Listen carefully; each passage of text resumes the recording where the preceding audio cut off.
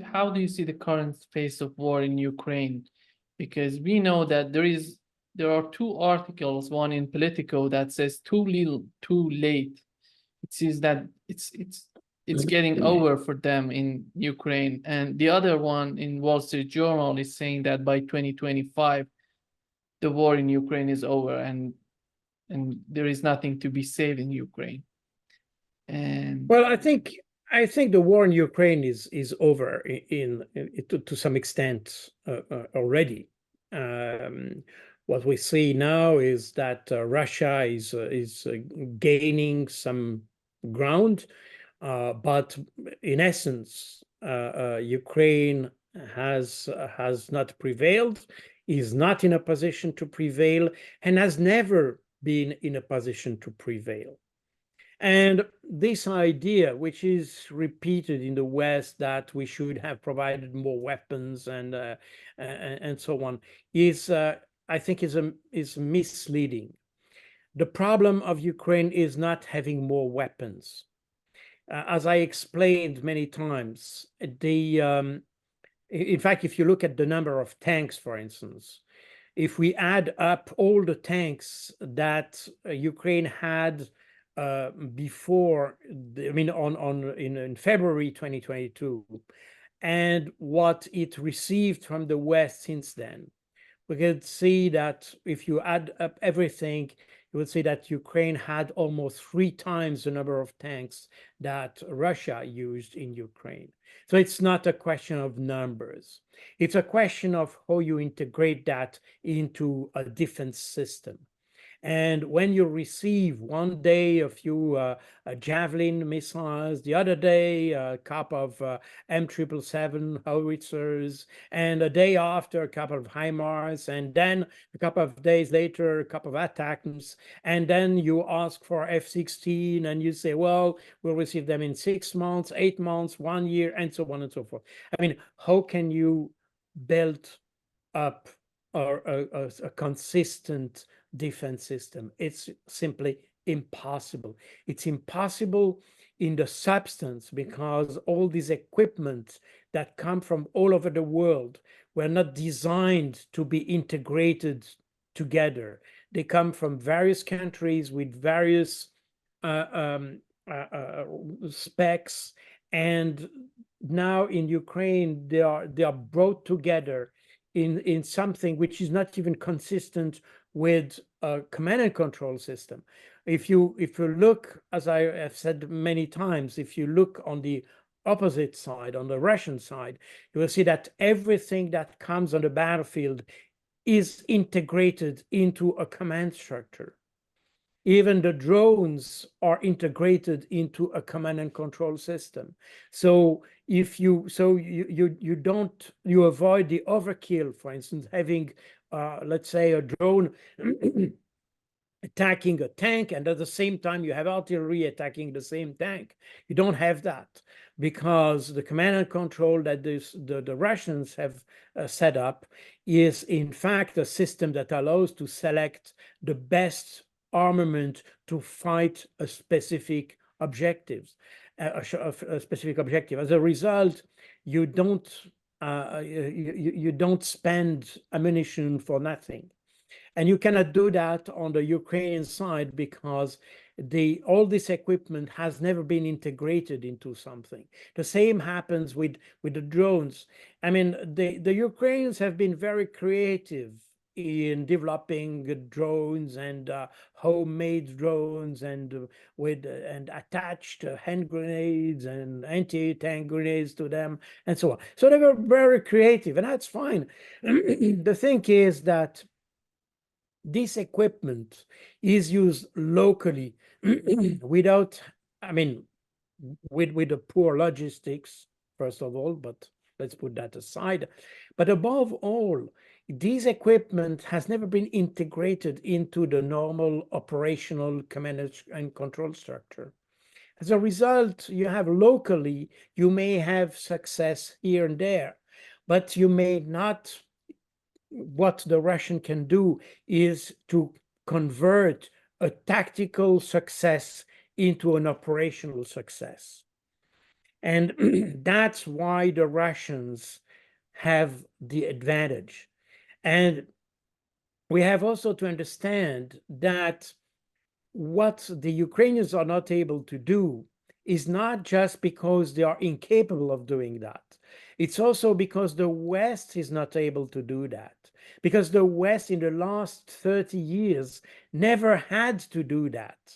For the simple reason that when the Western armies were committed in the Middle East or in Central Asia, in Afghanistan and so on, they had such a superiority that never had to manage their resources. They could just fire as they wanted because there is no need to select your objective carefully and so on. They could have overkill on objectives and so on. Problem is that when you do that against an enemy which is much weaker than you, there's no problem. But when you have an enemy which is equally strong or even stronger at you, then every ammunition you spend at the wrong place is ammunition spent at the wrong place and will not be replaced. So you're losing something. You are not gaining something. And that's exactly what the West was not able to provide to the Ukrainians. So the problem with the Ukraine, it's not a question of quantity, too little and too late. It's a qualitative problem. And that's quality. And again, that was repeatedly said by the Ukrainian military when they went into training in Germany or in the UK.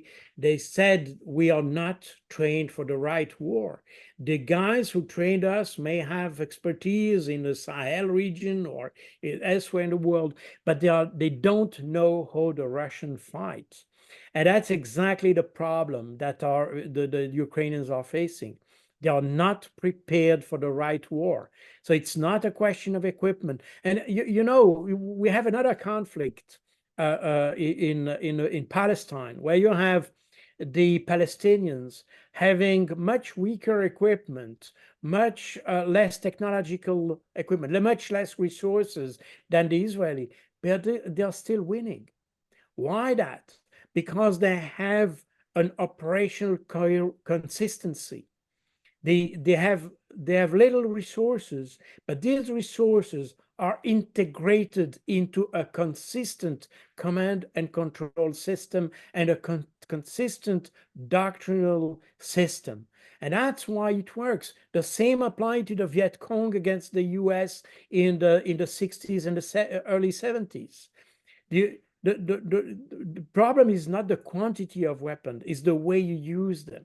And if you are skilled in integrating your weapons into a consistent approach with consistent tactics, consistent operational objective, and so on, then I'm not saying that you have all the reason to be successful, but you have a solid ground for success.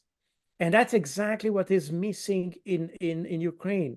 Think just I was just reviewing the recent audition of Lloyd Austin, the U.S. Secretary of Defense, in front of the Senate Committee for the Armed Force Committee. And one of the senators asked him to define victory in Ukraine. And Lloyd Austin was incapable to define what would be victory. So meaning that when you are not able to define what could be victory, that means you're not able to define an objective.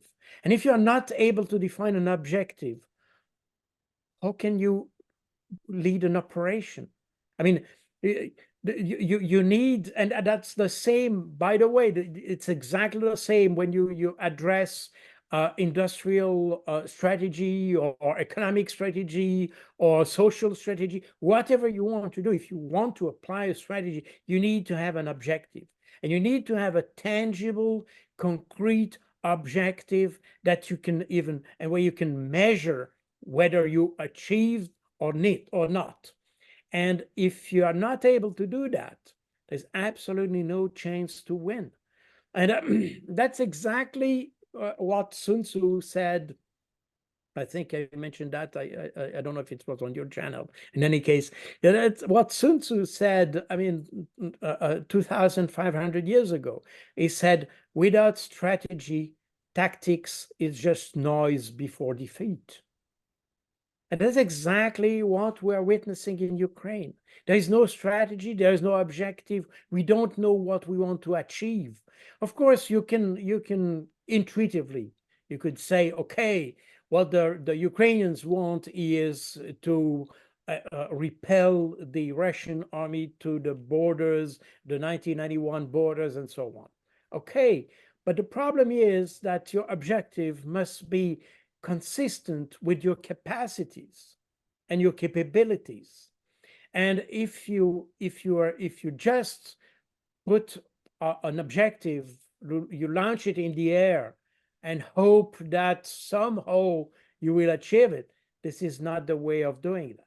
Your objective must be consistent with your resources, with your capabilities, with what you are able to achieve. And what we see now is exactly the opposite. We see that the idea of repelling the Russians towards the border might be for the Ukrainian an objective, but we see that the Ukrainians have not been able to do that in 2 years, and their military resources are shrinking. They're shrinking, and we see that with the recruitment, which is has become almost an impossible task, and they started to recruit forcefully soldiers, and of course they started to recruit to do this forceful recruitment on the land side of the country. They avoided the large cities, because in the large cities, if you try to do that, you will come on TikTok very quickly and things like that. So it's not good. So they started to do that on the periphery of Kyiv and Lvov and so on. But now they have exhausted the capacities of the land side, meaning that now the forceful recruitment comes to the cities, comes to the Kiev and so on.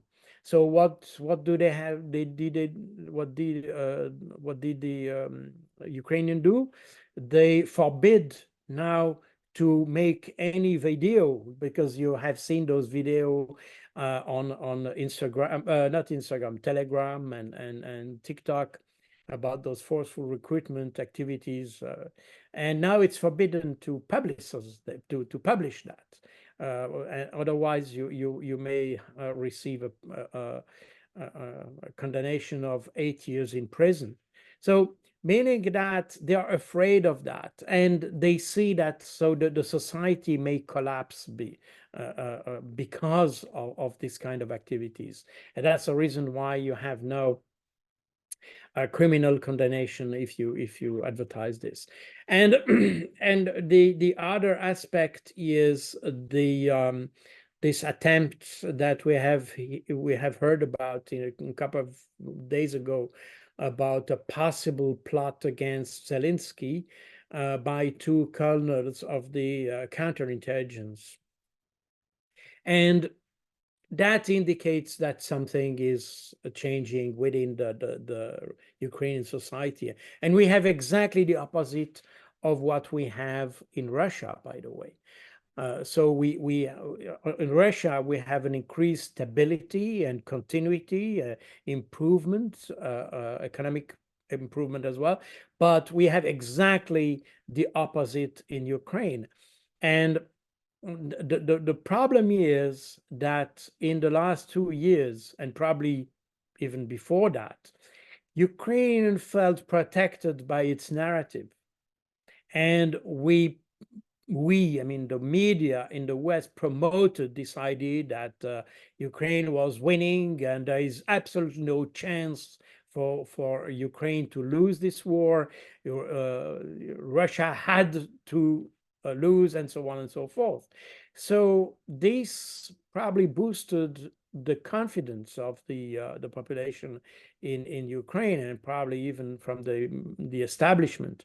But the reality now comes knocking at the door, and we see that everything we said, or the media said in the last 2 years, was simply wrong. And there is a fundamental weakness in the Ukrainian system, that the Ukraine has never been able to have the upper hand in the conflict against Russia. And that's exactly why Volodymyr Zelensky made very quickly in February 2022 and later in March 2022 attempts to negotiate with the Russians, because I think intuitively he felt that the war was lost at that point. And that's in fact the mistake he made when Boris Johnson and the Europeans came and asked him to withdraw his proposal to the Russians. And so there was no way that Ukraine could win against Russia.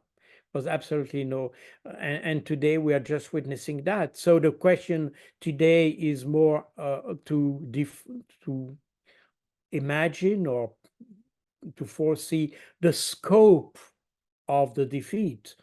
The question is no to see if there will be a defeat or not. The question is how large it will be. And the more we push Ukraine in fighting, in fighting the Russians, the more the defeat will be large, in fact. And that's exactly what we are witnessing today. So everything we have seen in the last couple of weeks in Ukraine, I mean, militarily, I think the situation is clear. We see the front line is collapsing, and there is no much capacity to go behind a kind of a defensive line. The Russians have done that. In 2022 and 23, that they built up this huge defense line that the Ukrainians never reached. As a matter of fact, they never reached the actual defense line. The Russians could fight before the Russians, so they had the defense line, the so-called Surovikin line, was in fact a fallback position.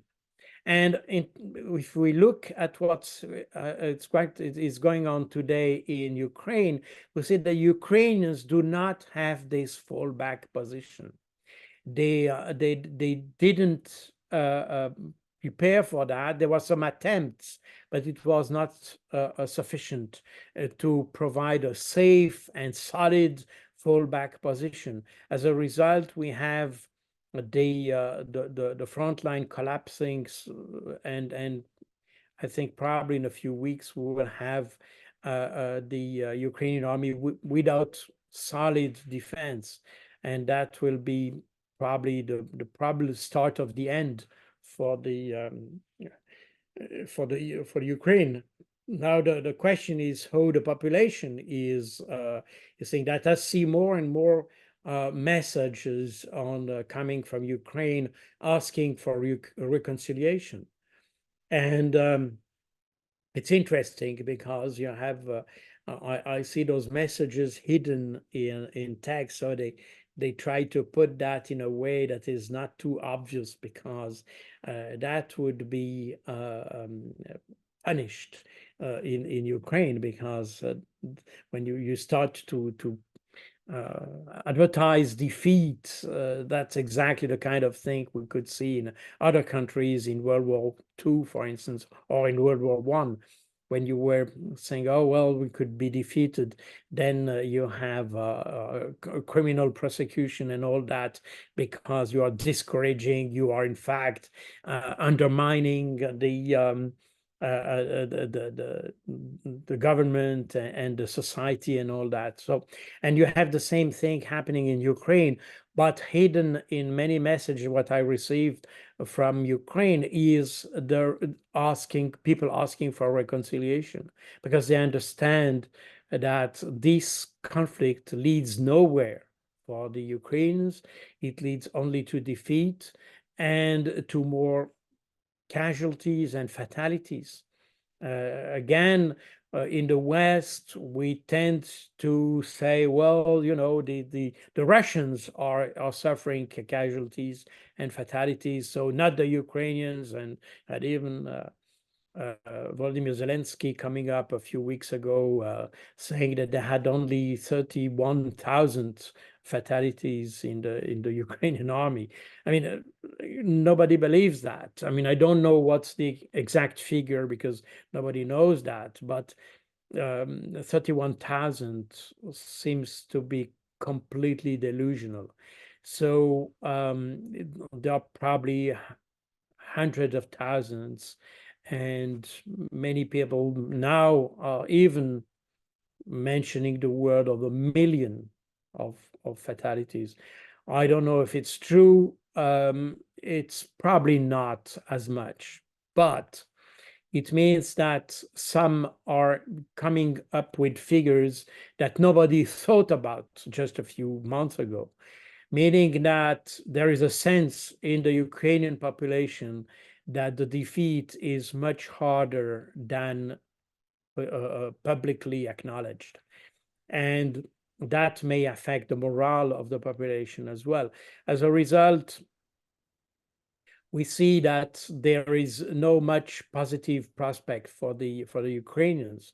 If you add to this that even NATO has acknowledged that the situation cannot be salvaged by any troops on the ground, and there is apparently a draft document that circulates for the next NATO summit where allegedly it could be stated and officially stated that NATO will not deploy troops or boots on the ground in Ukraine, meaning that Western or NATO countries, NATO members have come to the point to realize that whatever you put on the ground, that will not solve the situation. That will just make the situation worse for the rest of Europe, because then their own countries will be, or government, better, their own government will be then at stake, because in most countries, people question the support that we are providing to Ukraine. And because it's pointless. We see that the support providing to Ukraine is in fact leading to a worse situation for Ukraine, not for a better situation. So I mean, I personally think that we should have realized that already 1 year ago. I've written that in my books more than 1 year ago, and that was obvious at that time. I mean, there was no question about this. It's not a question of wisdom, let's say, it's not because you wish victory that you will get victory. If we observe the situation on the ground, if you rely on the objective information that is available, then you had to come to this conclusion already more than 1 year ago, that there was no positive prospect for Ukraine. So we are just pushing Ukraine to collapse more and more. But this is, and as I said, this is interesting because in 2019, as the RAND Corporation published its strategy to extend Russia and eventually to destabilize Russia, it was in the chapter related to the risk of that strategy.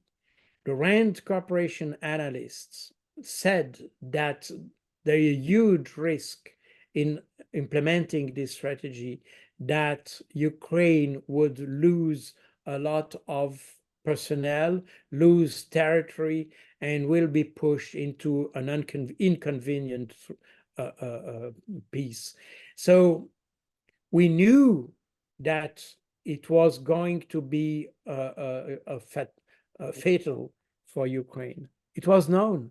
We could have anticipated that, but nevertheless, we tried to do it, knowing that it would be at the cost of Ukraine. And we see even Joseph Borrell very recently said, I think in a speech he gave to Oxford University. I may be wrong on that, but I think it was to students of Oxford University. In any case, he said that Europe could stop this conflict within weeks by just stopping providing support to Ukraine. And he said, interestingly, because that has been quoted several times in some papers, but what he said before that is equally important, and no media reported that he said, we are part of the problem. We in fact created that situation for Ukraine. That's what he said. So they knew that they were pushing Ukraine in that situation. He said, we created that situation. But now we could stop the conflict, but we don't want that. Simply because they don't want to lose their face. And that's exactly the problem.